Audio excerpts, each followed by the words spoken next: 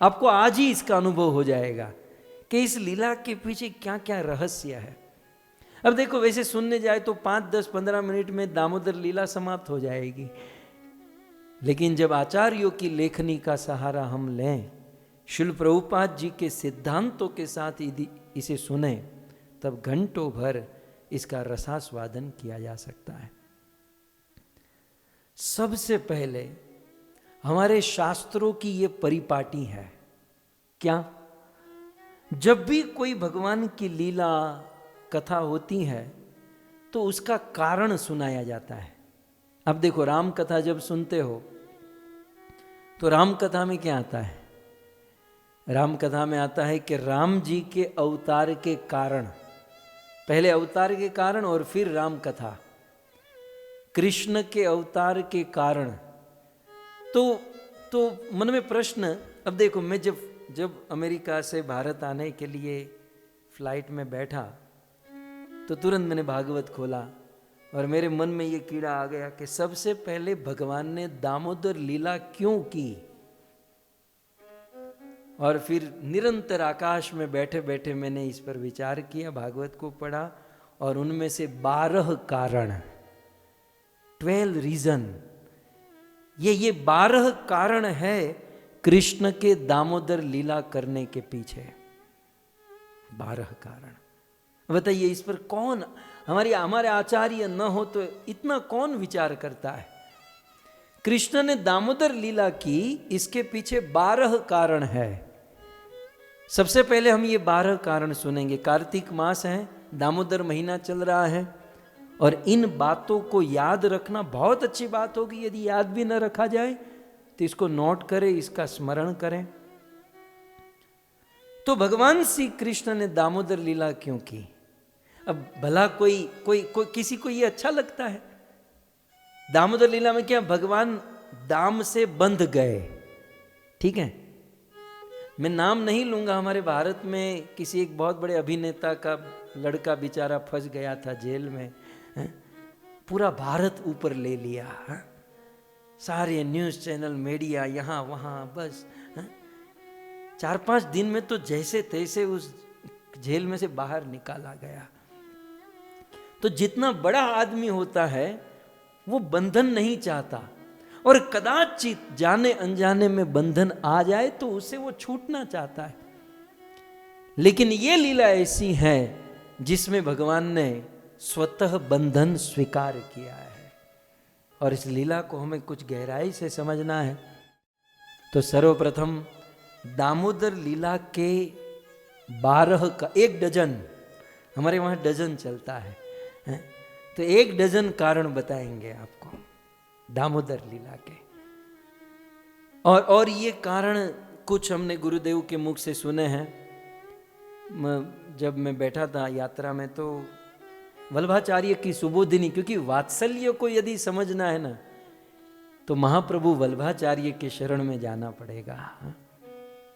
महाप्रभु वल्लभाचार्य ने वात्सल्य रस को जो पिया है, जो समझा है, और उन्होंने जो प्रस्तुत किया है अद्भुत ढंग से। हालांकि उनकी टीका बहुत कठिन है, बड़ा ऊंचा संस्कृत वो लिखते हैं, लेकिन जितना समझ में आया, और जो समझ में आया वो भी मैं नहीं कह सकता हूँ 100% सत्य समझ में आया, लेकिन आप लोग सुधार लीजिएगा। तो दामोदर लीला के 12 कारण, उनमें से पहला कारण मैं पूछूंगा, अमित नारायण प्रभु आपको पूछेंगे यदि उनको याद होगा तो प्रथम कारण ध्यान से सुनिएगा। दामोदर लीला के पीछे प्रथम कारण, एक बार भगवान अपने धाम में बैठे थे और अपने धाम में बैठे बैठे सोचे कि मैं पूरी दुनिया को बांध कर रखता हूं। यह आचार्यों ने लिखा है, और मैंने सबसे पहले परम पूज्य राधा गोविंद गोस्वामी महाराज से सुना था कि भगवान ने सोचा कि मैं पूरी दुनिया को बांध कर रखता हूं, मुझे भी कोई बांधने वाला होना चाहिए। कृष्ण के मन में ये लोभ हुआ, कृष्ण के मन में इच्छा हुई कि मुझे कोई बांधने वाला होना चाहिए। ऐसा नहीं कि मैं ही पूरी दुनिया को बांध कर रखूं। स्वयं भगवान परम स्वतंत्र स्वच्छंद होने पर भी कृष्ण को स्वयं बंधने की इच्छा हुई, स्वयं भगवान श्री कृष्ण को बंधन में आने की इच्छा हुई। और जब भगवान श्री कृष्ण को बंधन में आने की इच्छा हुई तब जाकर यह दामोदर लीला संभव हुई। तो एक भगवान के हृदय में स्वयं बंधन की इच्छा हुई, इसलिए भगवान इस दामोदर लीला को किए। एक दूसरा कारण, सुबोधिनी में श्रीपाद वल्लभाचार्य निवेदन करते हैं, स्क्रीन पर आप देख सकते हैं। श्रीपाद वल्लभाचार्य सुबोधि में बहुत सुंदर कारण कहते हैं, याद रखना चाहिए, ये दामोदर लीला का दूसरा कारण है। वे क्या कहते हैं? शास्त्रार्थ तो यथा भक्ति हरोर भवति निश्चला तदर्थम नव में प्राह तदर्थम नव में प्राह चरितम परमाद्भुतम चरितम परमाद्भुतम।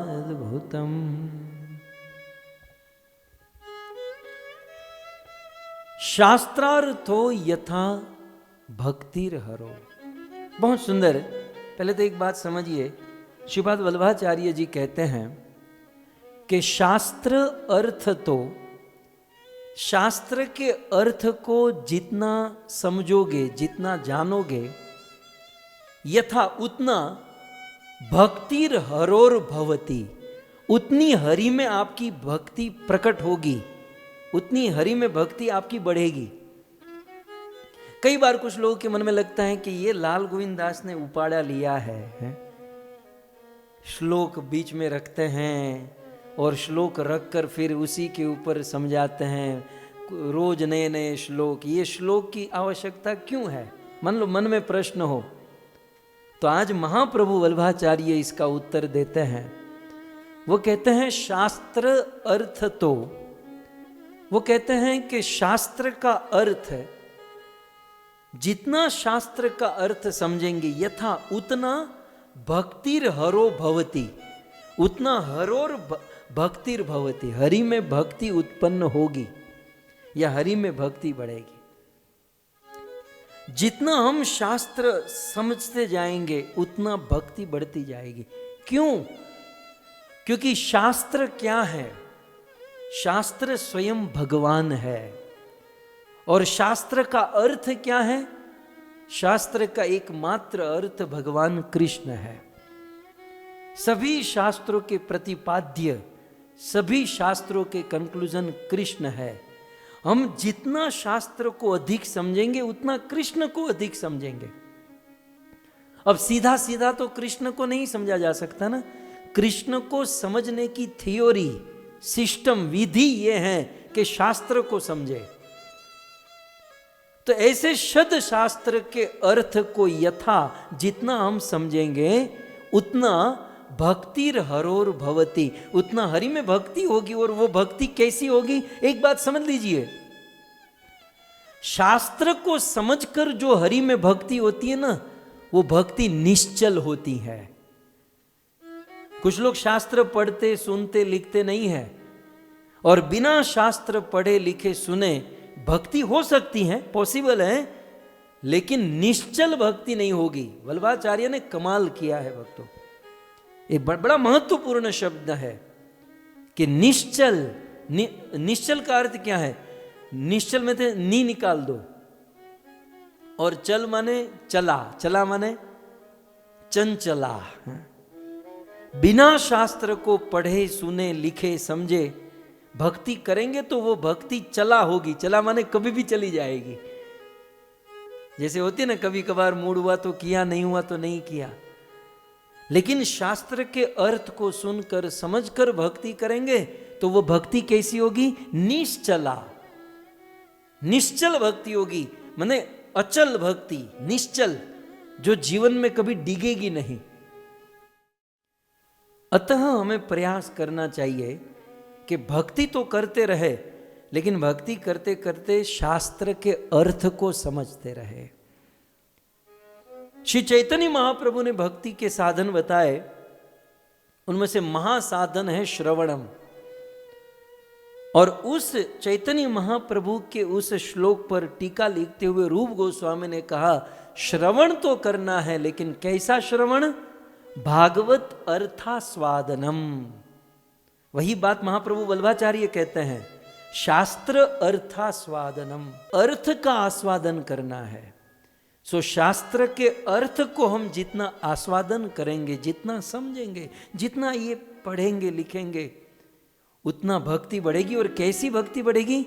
निश्चल, अटल, अचल भक्ति बढ़ेगी।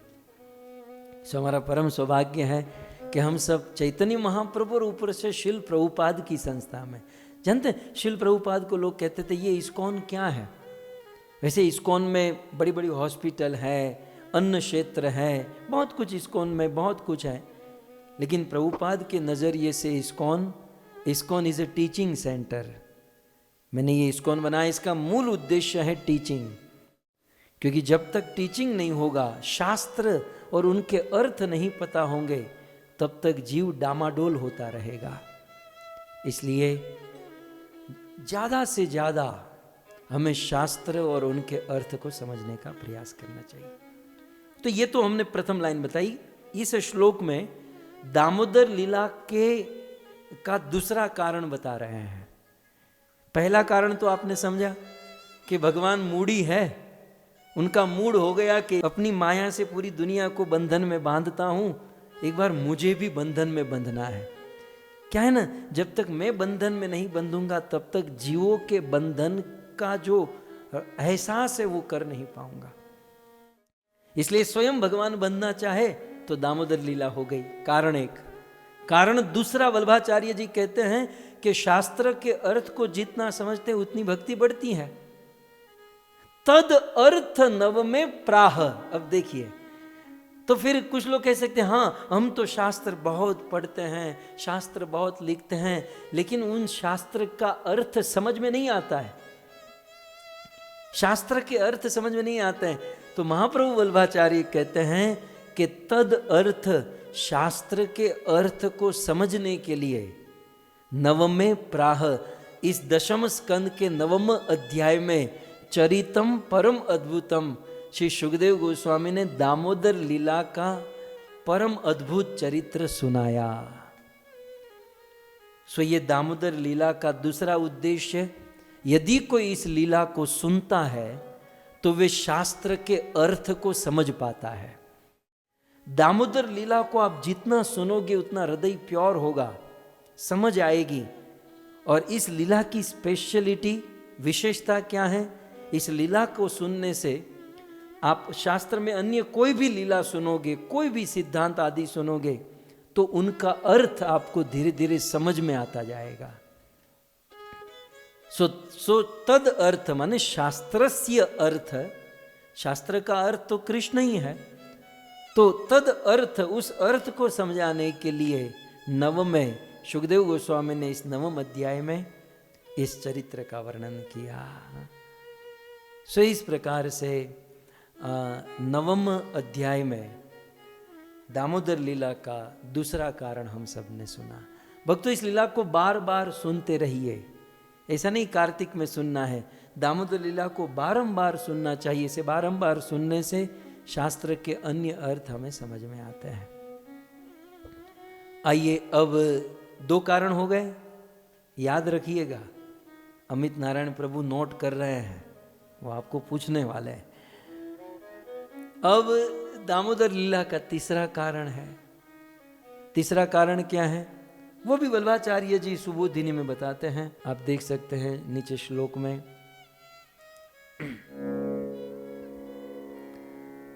स्वरूपम च कृपालुत्वम हरेर्ज्ञातव्यमंजसा अतो दया सुसम्मिश्रम ज्ञानमत्र निरूप्यते, ज्ञानमत्र निरूप्यते।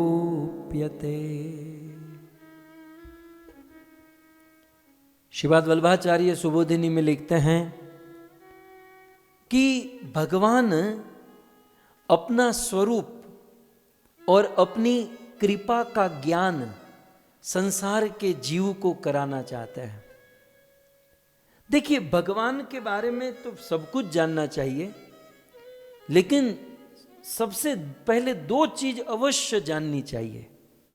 सबसे पहले दो चीज का ज्ञान हमें अवश्य होना चाहिए, और वो क्या है? भगवान का स्वरूप और भगवान की कृपा। तो भगवान के मन में हुआ कि ये संसार का जीव जब तक मेरा स्वरूप और मेरी कृपा को नहीं जानेगा, तब तक जीव का काम नहीं बनेगा।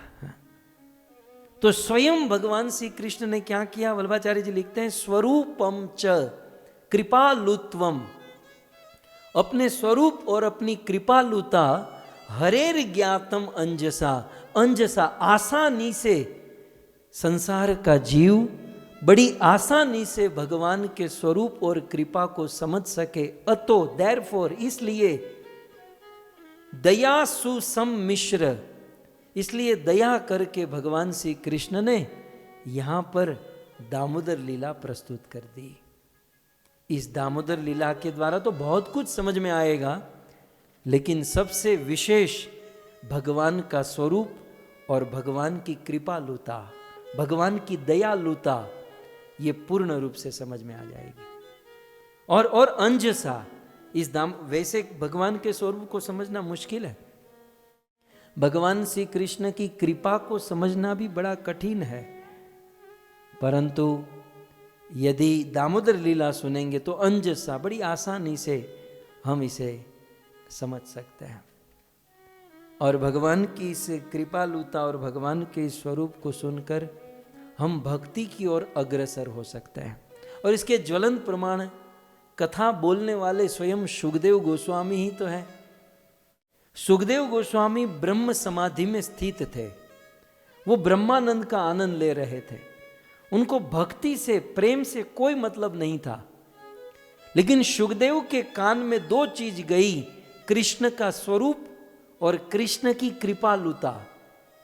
जैसे ही सुखदेव जी, जिसको कृष्ण से या भक्ति से या प्रेम से कोई लेना देना नहीं था, इवन जिसको अपने माँ बाप से भी, संसार से कोई लेना देना नहीं था, लेकिन जब उनके कर्ण में कृष्ण का स्वरूप और कृष्ण की लीला प्रवेश कर दी ना, मतलब कृष्ण की कृपा, वो दो श्लोक आप सबको याद है, बरहा पीडम नटवर वपु कर्णयो कर्णिकारम। एक तो कृष्ण की कृपालुता जब सुखदेव के मन में गई, और कृष्ण का स्वरूप, अहो बकीयम स्तन काल कूटम, पूतना के ऊपर क्या दया कृपा की। सुखदेव जी ने जब ये दो सुना, तब तो वो भक्ति में अग्रसर हुए। तो इस लीला के द्वारा भगवान श्री कृष्ण अंजसा, बड़ी आसानी से अपनी कृपा और अपने स्वरूप, ये दोनों भक्तों को इनका ज्ञान कराना चाहते, इसलिए भगवान श्री कृष्ण ने ये दामोदर लीला कर दी, ताकि उनके भक्त या संसार के जीव आसानी से कृष्ण के स्वरूप को समझ सकें और कृष्ण की कृपा को समझ सकें। ठीक है, कितने कारण हुए? 3। आइए अब चौथा कारण, ये भी श्रीपाद वल्लभाचार्य जी सुबोधिनी में कहते हैं, नीचे श्लोक बदल गया है, आप देख सकते हैं। श्रीपाद वल्लभाचार्य जी कहते हैं, निरोधो यदि भक्तानां स्वस्मिन् स्वस्य च तेषु च तदो भयसु संबंधात्, तदो भयसु संबंधात् दृढ़ो भवति नान्यथा, दृढ़ो भवति नान्यथा। इस दुनिया में ये चौथा कारण, दामोदर लीला कृष्ण ने की, उसके पीछे चौथा कारण। इस दुनिया में हम सब जीवों के लिए सबसे बड़ी प्रॉब्लम क्या है? सबसे बड़ी प्रॉब्लम है हमारा मन, अथवा सभी प्रॉब्लम की जड़ हमारा मन है। मन एवं मनुष्याणाम कारणम बंधन मोक्षयो। ये सुख दुख मान अपमान ये सब कुछ मन का ही खेल है, बाकी आत्मा को कुछ नहीं लगता। वास्तविक जो हमारी पहचान है, हमें कोई असर कुछ नहीं होने वाला, लेकिन हो रहा है सब कुछ मन में, और मन में अभिनिवेश हो चुका है आत्मा का। सो मन संसार की अनेक अनेक वस्तुओं में लग चुका है, और जब तक ये हमारा मन संसार की वस्तुओं में लगा हुआ रहेगा, तब तक हम परेशान, अनेक अनेक प्रकार से परेशान रहेंगे। अब आप देखिए, आप कार में बैठकर रास्ते से जा रहे हो, कितना भी बड़ा एक्सीडेंट आपने देखा, थोड़ा बहुत दुख व्यक्त करोगे, लेकिन ज्यादा फीलिंग्स नहीं होगी। लेकिन अपने बच्चों को थोड़ी खरोच भी आ जाए हैं, तो रोने लगते हैं, चिल्लाने लगते हैं, न जाने क्या क्या करते हैं। क्यों? दुनिया मर रही है, हमें कोई प्रॉब्लम नहीं, लेकिन हमारे बच्चे को, क्योंकि हमारा मन अभिनिवेश हो चुका है।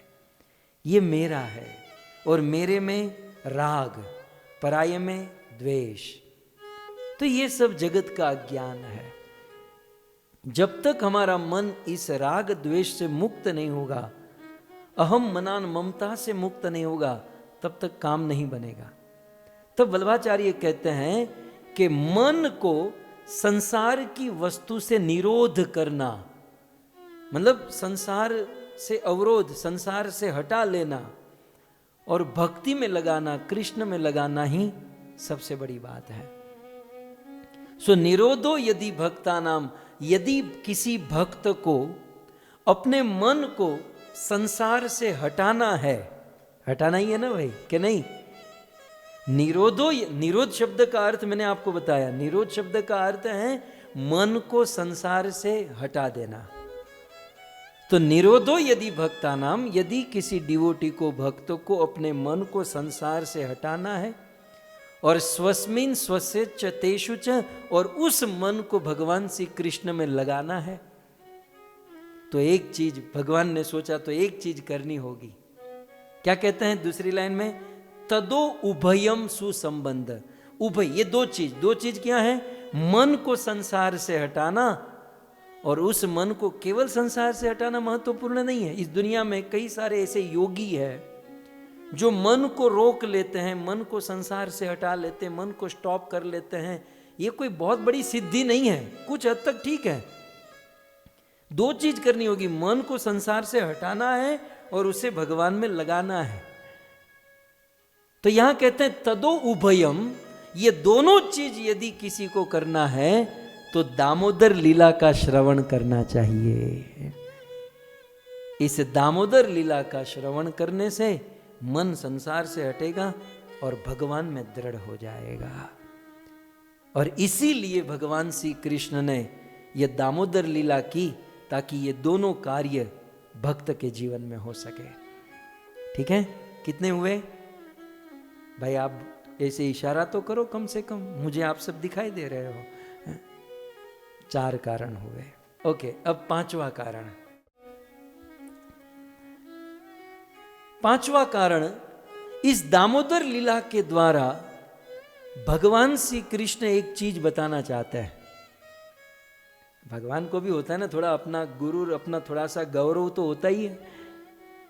भगवान ये बताना चाहते हैं कि देखो, मेरे अंदर विरुद्ध धर्माश्रयी, मतलब विरुद्ध धर्माश्रयी माने मेरे अंदर एक साथ 2 विरुद्ध धर्म विराजते हैं। और जिसके अंदर ये 2 चीज होती है ना, एक साथ 2 विरुद्ध धर्म, एक साथ 2 विरुद्ध धर्म का आश्रयी हूं मैं, और वही भगवान हो सकता है। तो कृष्ण कैसे हैं? विरुद्ध धर्माश्रयी। ये एक शब्द है, विरुद्ध धर्माश्रयी। तो शास्त्र में तो केवल इतना ही लिखा है टीका में कि भगवान अपने विरुद्ध धर्माश्रयी गुण को दिखाने के लिए ये दामोदर लीला किए हैं। हम सुनेंगे आगे, विश्वनाथ चक्रवर्ती ठाकुर ने बहुत रसिक रूप से इसका वर्णन किया इस लीला के अंत में, लेकिन ये इंट्रोडक्शन चल रहा है। श्री दामोदर लीला के पीछे पांचवा कारण ये है कि भगवान अपने विरुद्ध धर्माश्रयी गुण को प्रस्तुत करना चाहते हैं, इस गुण को दिखाना चाहते हैं। अच्छा, इस लीला के द्वारा भगवान ने विरुद्ध धर्माश्रयी क्या क्या दिखाया, जितना स्मरण आ रहा है उतना मैं आपको निवेदन करूं। इस दामोदर लीला में भगवान ने अपने दो विरुद्ध धर्माश्रयी गुण को दिखाया। एक, मैं अणु से भी अणु हूं और मैं विभु से भी विभु हूं। इस दामोदर लीला के द्वारा भगवान ये दिखाना चाहते हैं कि वे अणु से भी अणु हैं, विभु से भी विभु है। एक और इस दामोदर लीला के द्वारा भगवान दिखाना चाहते हैं कि मैं सर्व चतुर शिरोमणि होते हुए भी, चतुर नहीं, चतुर शिरोमणि। हम लोग दुनिया के लोगों को ठग सकते हैं, लेकिन दुनिया के ईश्वर को ठग नहीं सकते। यहां हमारी बुद्धि 2-5 लोगों के बीच में चल जाती, वहां नहीं चलती। वो बुद्धिमानों के बाप है। बुद्धिम बुद्धिमताम अस्मि, गीता में कृष्ण ने कह दिया। लेकिन विरुद्ध धर्माश्रयी गुण क्या है? बोले सर्व चतुर शिरोमणि होते हुए भी अपनी माता के सामने मुग्धवत, बिल्कुल मूर्ख की समान विराजते हैं। अपनी मां के सामने मूर्ख। एक और कृष्ण चतुर शिरोमणि और दूसरी ओर वही कृष्ण माता के सामने मूर्ख बनकर रहता है। इस लीला में हम लोग ये भी देखेंगे कि कृष्ण अकाम है। कृष्ण को कोई कामना नहीं, कामना से मुक्त। इसको निष्काम नहीं कहेंगे, अकाम। निष्काम तो वो है जो पहले कामना होती है, साधना के द्वारा कामना से मुक्त होता है, वो निष्काम। ये तो पैदाइशी, हालांकि कृष्ण का जन्म भी ऐसा नहीं कहा जाता, लेकिन हमारी लोकल भाषा में पैदाइशी निष्काम, अकाम। कृष्ण अकाम होते हुए भी माता के दूध पीने की कामना होती है। यह है विरुद्ध धर्माश्रयी। एक और कृष्ण अकाम है। अकाम माने जहां कामना की गंध तक नहीं है, जहां इच्छा की कोई स्कोप ही नहीं है।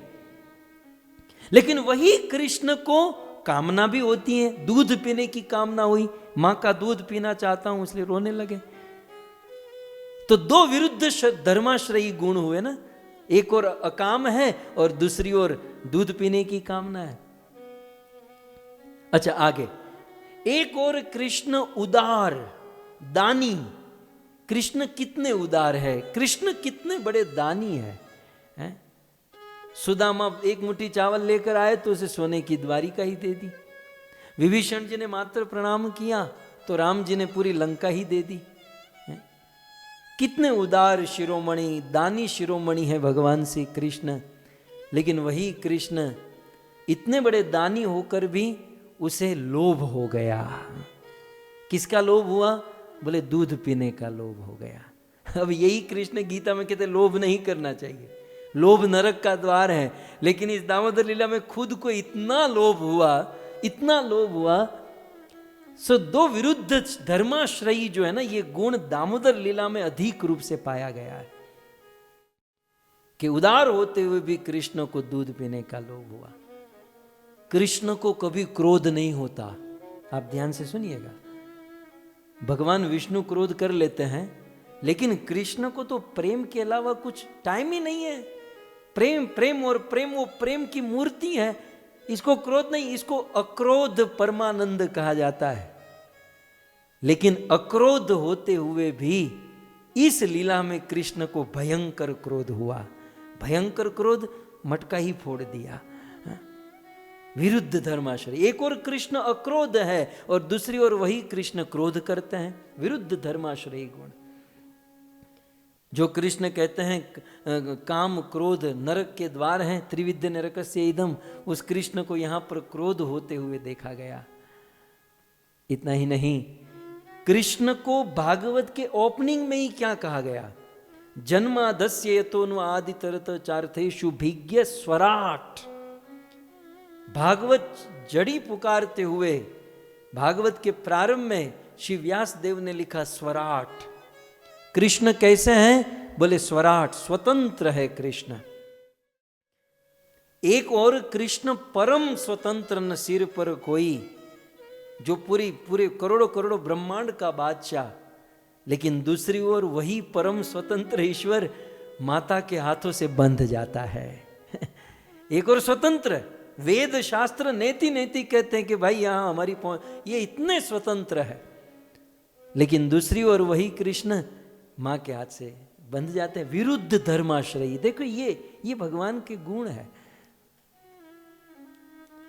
और एक सबसे ये आसान आप समझ सकते हैं, कृष्ण कैसे हैं? सच्चित और आनंद, है ना। नंद के घेर आनंद भयो, जो आनंद सिंधु सुख राशि। राम जी का जन्म हुआ, वशिष्ठ जी ने कहा आनंद सुख का समुद्र है ये आपका बेटा। तो कृष्ण सच्चित और आनंद घन मूर्ति हैं। जैसे लक्ष्मी यदि चाहे कि मैं भिखारी हो जाऊं तो हो नहीं सकती, सरस्वती चाहे कि मैं मूर्ख हो जाऊं तो हो नहीं सकती, सूर्य चाहे कि मैं अंधकार में प्रवेश कर जाऊं हो नहीं सकता, कृष्ण चाहे कि मैं दुखी हो जाऊं हो नहीं सकते। आनंद घन मूर्ति है कृष्ण, लेकिन इस लीला में कृष्ण आनंद घन होते हुए भी रोने लगे हैं। जिसको आनंद आनंद कहते हैं, नंद घेर आनंद भयो, वो आनंद घन मूर्ति इस दामोदर लीला में रो रही है। विरुद्ध धर्माश्रयी, इस लीला में भगवान श्री कृष्ण ने अपने विरुद्ध धर्माश्रयी गुण को प्रस्तुत किया। सबसे अधिक, जितना अधिक विरुद्ध धर्माश्रयी गुण दामोदर लीला में हुआ है उतना और कहीं जगह पर नहीं हुआ। इस लीला की बड़ी विशेषता है भक्तों। तो पांचवा कारण, दामोदर लीला का पांचवा कारण है, भगवान अपने विरुद्ध धर्माश्रयी गुण को दिखाना चाहते हैं। ठीक है, इतना समझ में आ गया? आइए अब आगे बढ़ते हैं। अब श्लोक न दिखाकर सीधा मैं आपको निवेदन करूं, दामोदर लीला का छठा कारण है, भक्त जितना अन्य वस्तु को भूलकर भक्ति में रमण करता है, दामोदर लीला के पीछे छठा कारण भगवान ये दिखाना चाहते हैं कि भक्त, उनके भक्त जितने अन्य वस्तु को भूलकर भक्ति में मग्न रहता है, भक्ति में परायण रमण करता है, भगवान भी उतना अन्य वस्तु को भूलकर उस भक्त में रमण करते हैं, उस भक्त का चिंतन करते हैं। इस दामोदर लीला में भगवान ने ये दिखाया। भगवान ये दिखाना चाहते हैं कि केवल भक्त ही मेरा चिंतन नहीं करते। अरे भक्तों को चिंतन करना ही कहाँ आता है, वो तो जैसे तैसे तोड़ जोड़ कर लेते हैं। इस दामोदर लीला में भगवान ने ये दिखाया, या ये दिखाने के लिए भगवान ने ये दामोदर लीला की कि कोई भक्त मेरा जितना चिंतन स्मरण करते हैं उससे अधिक मैं मेरे भक्त का चिंतन करता हूं, मैं मेरे भक्त में रमण करता हूं। इस प्रकार से भगवान ने दामोदर लीला का छठा कारण। आइए सातवें कारण में पुनः श्रीपाद वल्लभाचार्य जी कहते हैं, यदि मैं आपको एक प्रश्न पूछूं, दामोदर लीला का सातवां कारण, यदि प्रश्न पूछूं इस दुनिया में सबसे बड़ी वीरता क्या है? आप देखिए श्लोक में लिखा है अति पौरुषम। पौरुष माने वीरता और अति पौरुषम माने अति वीरता। सबसे बड़ी वीरता क्या है? जिम विम में जाना, थोड़े डोले शोले बना लेना, 6 पैक 8 पैक कर लेना अमित नारायण प्रभु की तरह, तो हो गया आज में वीर है? सबसे बड़ी वीरता क्या? 2-5 को मार गिराना है? इस लीला में, दामोदर लीला के पीछे सातवां कारण आचार्यों ने कहा कि भगवान सबसे बड़ी वीरता मनुष्यों के लिए क्या है ये प्रस्तुत करना चाहते हैं। क्या कहते हैं महाप्रभु वल्लभाचार्य? अति पौरुषम एतद भी। अति पौरुषम, सबसे बड़ी वीरता क्या है? जीवानाम अति निश्चितम। हम सब जीवों के लिए सबसे बड़ी वीरता यह है कि परम स्वतंत्र परमेश्वर ईश्वर को अपने वश में कर लेना, परम सुतंत्र स्वतंत्र भगवान को अपने वश में कर लेना, ये है सबसे बड़ी वीरता। और इसे दिखाने के लिए, समझाने के लिए भगवान श्री कृष्ण ने ये दामोदर लीला रची। किस प्रकार से परम स्वतंत्र भगवान को माँ यशोदा ने अपने बंधन में बांध लिया, अपने वश में कर लिया। दामोदर लीला का 7वां कारण, सबसे बड़ी वीरता भगवान को बांधना है, इसे प्रस्तुत करना चाहता है। दामोदर लीला का 8वां कारण श्रीपाद श्रीधर स्वामी, वल्लभाचार्य जी ने 8वां कारण बताया। देखो, वात्सल्य लीला मैंने पहले ही कहा, वात्सल्य सुनना है तो महाप्रभु वल्लभाचार्य के शरण में जाना ही होगा। तो बहुत सुंदर, ये भी रसिक कारण है। महाप्रभु वल्लभाचार्य जी कहते हैं कि 12 अंगम अतिक्रम्य षड्भिर वशो भवेद गुणे हैं। अद्भुत, अद्भुत है। चलो मैं आपको प्रश्न पूछूं, माइक ऑन मत कीजिएगा, करोगे भी तो ये गोविंद टीवी करने नहीं देगा। वो ऐसा दबाकर बैठते हैं ना, बेचारे करना चाहते तो भी नहीं होता। तो फिर भी मैं आपको पूछूं, आप अपने मन को पूछिए कि भक्ति के कितने अंग हैं? भक्ति के कितने अंग हैं?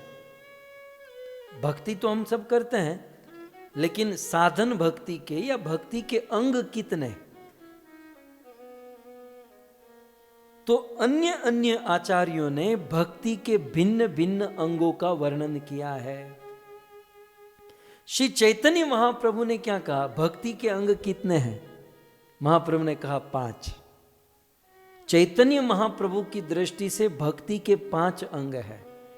साधु संग, भागवत श्रवण, अर्च विग्रह की सेवा पूजा, और हरि नाम जप, और धामवास। ये महाप्रभु के द्वारा भक्ति के 5। तो चैतन्य महाप्रभु ने भक्ति के 5 अंग बताए। अच्छा, प्रहलाद महाराज ने भक्ति के कितने अंग बताए? उन्होंने 5 नहीं, उन्होंने 9 बताए ना। प्रहलाद महाराज ने भक्ति के 9 अंग बताए। श्रवणम, कीर्तनम, विष्णु स्मरणम, पाद सेवन, अर्चनम, वंदनम, दास्यम, साखी मातम। ओके। अच्छा, भगवान रामचंद्र ने शबरी जी को भक्ति के कितने अंग बताए? वहां भी कुछ अलग है। चैतन्य महाप्रभु ने 5 बताए, प्रहलाद महाराज ने 9 बताए, भगवान रामचंद्र ने शबरी को भक्ति के 10 अंग बताए। कि शबरी नवदा भक्ति तो है, लेकिन नवदा भक्ति के पहले भी एक भक्ति है, और वो क्या है? परथम भक्ति संतन कर संगा, दूसरी रति मम कथा प्रसंगा। पहली भक्ति सतसंग, और फिर श्रवण कीर्तन स्मरण। उन्होंने एक जोड़ दिया, माने 10। तो महाप्रभु ने भक्ति के 5 अंग बताए, प्रहलाद महाराज ने 9 बताए, राम जी ने 10 बताए। अच्छा, रूप गोस्वामी ने कितने बताए? रूप गोस्वामी ने भक्ति के 64 अंग बताए। क्योंकि कुछ लोग कहते हैं ना कि भाई गौ माता की सेवा करना कहाँ लिखा है, तो 5 अंग में नहीं आता, वो 64 अंग में आता है। तुलसी की परिक्रमा करना, फिर मंदिर की परिक्रमा करना, ये तीर्थों में हम वृंदावन आए ना, तो गोवर्धन परिक्रमा करेंगे, ये सब तो नवदा भक्ति में नहीं है। तो ये सब जो है ना, रूप गोस्वामी ने 64 अंग में विस्तार से लिखा है। तो ये सब याद होना चाहिए। महाप्रभु ने भक्ति के 5 अंग बताए, प्रहलाद महाराज ने 9, राम जी ने 10, रूप गोस्वामी ने 64। अब यहां पर जो बात हो रही है ना, वल्लभाचार्य, महाप्रभु वल्लभाचार्य जी ने भक्ति के कितने अंग बताए? तो कहते हैं 12 अंगम। भक्ति के कितने अंग हैं? 12 अंग है। तो ये नवदा भक्ति वाले 9 अंग तो है ही, राम जी के वो 10 तो है ही, उसमें 2 ऐड कर दिए महाप्रभु वल्लभाचार्य जी ने। लेकिन मुझे आपसे क्या कहना है, उन्होंने बहुत सुंदर बात बताई कि 12 अंगम अतिक्रम्य।